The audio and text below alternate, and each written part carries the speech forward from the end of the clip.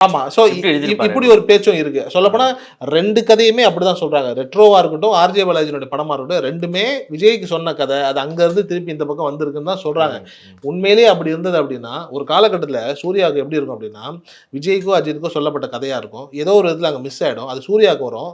இண்டஸ்ட்ரியே திரும்பி பார்க்கும் அந்த படத்த. ஆ. அது வந்துட்டு கஜினியா இருக்கட்டும், காக்க காக்கவா இருக்கட்டும், இப்ப வந்துட்டு உன்னே நினைத்தேன்னு ஒரு படம். அது வந்துட்டு இன்னைக்கும் சூர்யா வந்து இப்ப நம்ம குடும்பஸ்தன கொண்டாடுறோம் இல்லையா? சூர்யாவ அந்த மாரி குடும்பஸ்தனா எல்லாரையும் கொண்டுட்டு போன படங்கள்ல மிக முக்கியமான படம் உன்னே உன்னை நினைத்தேன். நினைத்தேன். அது ஆமா. விஜய் நடிக்க வேண்டிய படம் தான். ஆமா. ஃபர்ஸ்ட் போஸ்டர்ஸ்லாம் இப்போ ஆமா. ரீசென்ட்டா ரிலீஸ் பண்ண நெனைக்கிறேன்.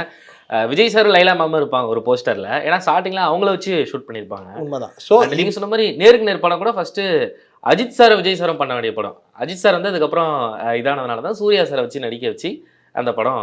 உண்மதான். சோ இப்படி இருக்கு இல்லையா? இது சூர்யாவுடைய டிசைனாவே நம்ம பார்க்கும்போது, இந்த மாரி யாராவது ஒரு ஸ்டாருக்கு போயிட்டு வர்ற படம் சூர்யாவுக்கு லக்கியாவே ஒர்க் அவுட் ஆகும். ஓகே. பயங்கரமா அது வந்துட்டு ஒர்க் அவுட் ஆகும். அது வந்துட்டு அவருக்கு பீக்ல கொண்டு போகும். சொல்லப்போனா சூர்யாவுக்குன்னு எழுதுற கதையை தாண்டி, வெளியிலேருந்து ஒரு கதை ஒண்ணு வரும்ல. அது சூர்யா எப்பவுமே டாப் கொண்டு போடும். ஏன்னா சிங்கமே வந்துட்டு ஃபர்ஸ்ட் விஜய்க்கு சொல்லப்பட்டதாக தான் ஒரு செய்தி ஒண்ணு உண்டு. இப்ப விஜய்க்கு போன கதை, விஜய் வந்துட்டு ஏதோ ஒரு காரணங்களால அத பண்ணலன்னும்போது, அவர் இங்க வருதுன்னும்போது, அது சிங்கம் வந்துட்டு இன்னளவும் அவருக்கு ஒரு பிரான்சைஸியா வந்துட்டு கிரியேட் ஆகுது இல்லையா? ஸோ எனக்கு தெரிஞ்சு இந்த 2 படமே விஜய்க்கு சொல்லப்பட்ட கதை தான். இந்த சென்டிமெண்ட் வைஸாவே பார்த்தோம் அப்படின்னா, 2 படமே சூர்யாவுக்கு ஒரு மிகப்பெரிய உச்சத்தை தொடுவதற்கான அத்தனை சாத்தியங்களுமே உண்டு. இந்த வருஷம் எனக்கு தெரிஞ்சு இந்த 10 வருஷம் விட்டார் இல்லங்க. 2025ல முடிச்சிருவாரு.